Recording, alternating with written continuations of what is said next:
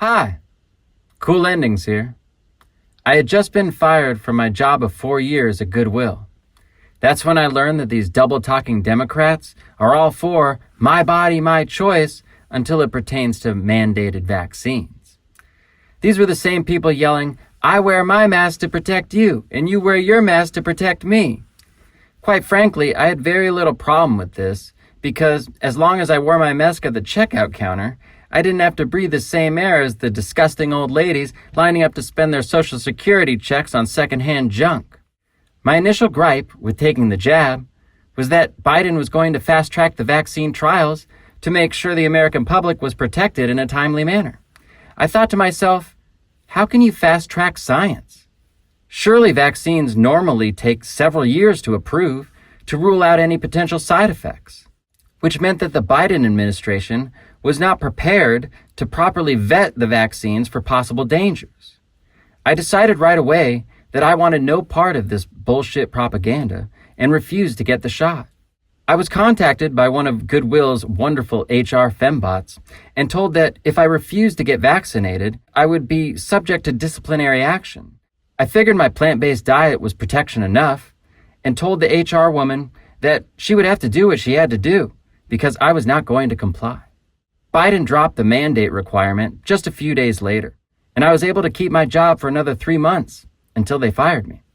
Although they didn't technically fire me for my non-compliance with the vaccine, I'm sure they put my name down on a list of anti-vaxxers whom they intended to eventually get rid of, but I'll let you draw your own conclusions. When the world shut down in March of 2020, I was one of the few workers who had less than 30 days off. I was just one of 2 employees back at work by April when my Goodwill district manager called asking for workers. I risked my life to maintain my job. But as soon as they didn't need me anymore, they tossed me out as quick as the donated trash they collected. It's funny how Democrats pretend to care about every poor, disenfranchised, mentally challenged invalid, but as soon as you oppose one of their deeply held beliefs, they'll spit at you as soon as look at you. Those type of people disgust me, and I can only hope that cancer takes care of them as well as HIV takes care of the fags that they defend with every fiber of their being. Warning, cancer prayer. Does not apply to any of the 5,000 or more hemophiliacs knowingly infected with HIV during the 1980s by the Bayer Aspirin Company. Thank you.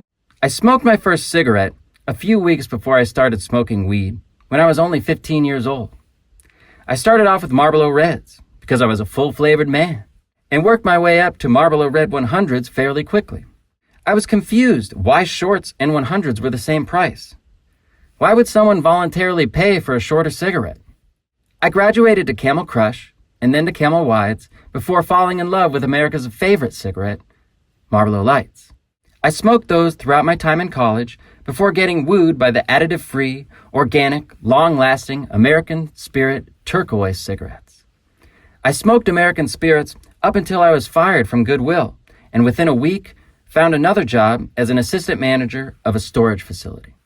Always trying to better myself, I opted to give vaping a try, considering the state of Iowa was suddenly allowing me to purchase cannabis concentrates legally, albeit for obscene prices with a fake doctor's prescription. Vaping weed worked well enough, so why wouldn't I give vaping nicotine a try? We've all seen the cotton ball test, where they filled 2 containers with smoke from traditional cigarettes and vapor from a non-combustible device. The cotton balls turn dark brown from the smoke, while the vapor shows very little change at all. So I went down to my local vape shop and got outfitted for a promising cigarette equivalent that wasn't smoke, but vapor. I was taking back my freedom and ready to embrace the convenience and untamed adventure which lied within the freebase nicotine e-liquid filled with vegetable glycerin and propylene glycol. I had spent less than 24 hours without smoking an American Spirit and found that the 3 milligram e-liquid just wasn't cutting it, even though that was the recommended dosage for a half-pack-a-day smoker. I upgraded to the 6 milligram e-liquid, and after a few good hard drags, started to feel the presence of that old familiar friend, nicotine. Weed may get you high, but nicotine will act as your partner in crime, guiding your thoughts and steering you away from the abyss. It felt great, less heavy than traditional cigarettes, and I could now smoke inside without turning my walls yellow. I quickly purchased a more powerful device and became a cloud chaser, vaping 6 milligram free-base e-liquid at a cool 70 to 80 watts. My throat contained less phlegm, I was able to sing better, hit higher notes, and all signs pointed towards complete vindication. I became a full-time vapor and gave up combustible smoking completely. I enjoyed the next 4 months vaping with impunity, and even acquired another device, which was smaller and more convenient for travel.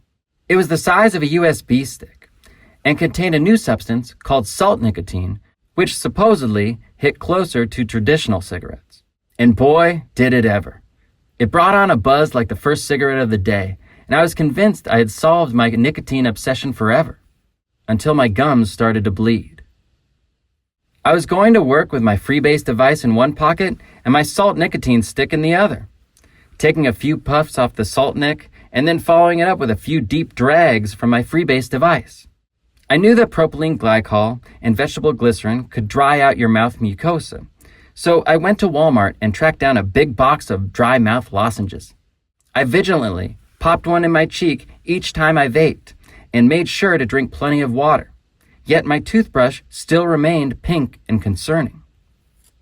I didn't know if my gums were still recovering from combustible cigarette damage or I was just vaping too much, but I slowly began to cut back on my vaping habit. I figured the salt nic device was safer because it produced less vapor, which meant that I could get buzzed without assaulting my mouth with large amounts of PG and VG. Apparently PG was the more abrasive of the two, so I tried to track down a VG-only e-liquid, but the best I could find was a 70-30 mix. No other content creators seemed to be suffering from the same malady, and the dimwits at the vape store only suggested more mints, so I was at a total loss. My new job at the storage facility wasn't panning out exactly as I'd hoped. I was getting tired of trying to screw every new customer who came through the door out of money for a company lock and insurance by neglecting to tell them they could purchase a similar lock for a lower price at Walmart, or that they could use their homeowner's insurance as long as they brought a copy with them before they purchased. It was a fucking scam. And the last straw was when my manager told me I could have been doing a better job hawking her company items to unsuspecting victims coming through the door. I had already gotten off on the wrong foot with my district manager, Nicole. FYI, I haven't met too many nice ladies named Nicole. When she came in for a surprise visit, clacking her heels down the hallway. I said hello to her by name before she had a chance to show her face, and she asked me how I had known it was her. I told her not too many people come into a storage facility ready to move all their junk in high heels. Nicole smoked traditional cigarettes in one hand and vaped in the other. She wasn't afraid to start puffing away during Zoom calls or company meetings. She was near the end of middle age and more of a muffin top than a runway model. I realized Nicole was a complete moron when she had lunch in our office one day by pouring a powdered substance into a water bottle and shaking it profusely. I asked Nicole what was in her nutritious drink, and she merely replied, diet. She was just another pawn of the diet industry's system, and somehow she had worked her way up to becoming district manager by ignoring all forms of common sense. When Nicole told me that I could have been doing a better job hawking her wares, I told her that I was ready to walk out, even though it was probably against my better judgment. She told me to clock out before I left, and I told her that she was a very nice person. I repeated myself, telling Nicole that she was a really nice person, just to make sure she got the hint. That storage company got bought out less than a month later, and I went to work for a Hy-Vee gas station as a cook for $14 an hour. But that's a story for another day. I was fed up with vaping, and I returned to my American Spirit turquoise cigarettes, because those had never made my gums bleed. After 2 weeks of brushing with a pink toothbrush, my gums finally started to clear up. I continued to smoke American Spirits for another couple of years until I got fired from the gas station. I knew in the back of my mind that combustible cigarettes were far more detrimental than vaping had been, but my teeth were far too important to me. There's an old saying that states, as goes the mouth, so goes the body. And I was convinced that vaping was just another scam.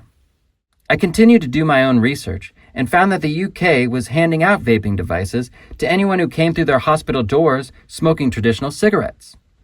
Always one for a good conspiracy, I assumed that there must be a reason the UK still viewed vapes as life-saving devices, and the US market was most likely still being controlled by big tobacco. Confusion is their bread and butter, and as long as those bastards keep the American public confused, they won't see a mass exodus to their bottom line. I knew I had to give vaping one more try. I tried to calculate the exact amount of nicotine I was consuming by smoking a half pack of American spirits per day, and I realized that I had originally made a grave miscalculation.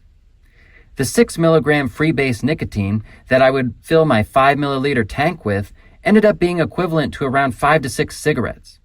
If I refilled that tank just once per day, that would equate to my half pack of American spirits.